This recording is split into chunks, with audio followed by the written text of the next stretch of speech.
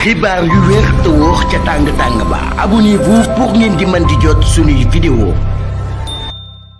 dal leen ak jàmm seen chaîne bi di Buzz 221 HD kii di Zahra Iyane Thiam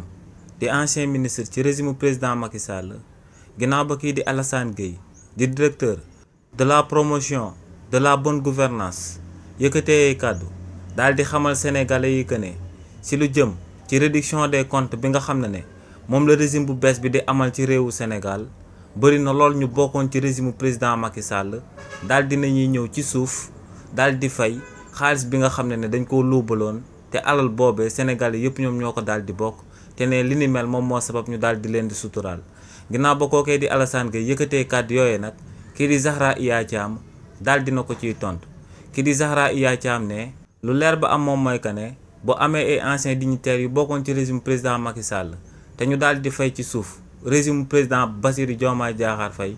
ne kon daal dinay am ay déggoo tamit yu daal di am ci suuf yu daal di jaar ci diggante anciens dignitaires yu bokkoon ci régime président Macky Sall ak waa régime président Bassirou Diomaye Diakhar Faye ne li ni mel lu muy tekki rek moom mooy que ne transparence bi nga xam ne moom la régime président Bassirou Diomaye Diakhar Faye di oote ñoom ci seen wàllu bopp nekkuñu ci lu sabab kookee di Zahra Iyane Thiam daal di yëkkati kàddu yooyee nag ku ci amal akum njàngat di nga daal di gis que ne kookee dafa bëgg woon sénégalais yi que ne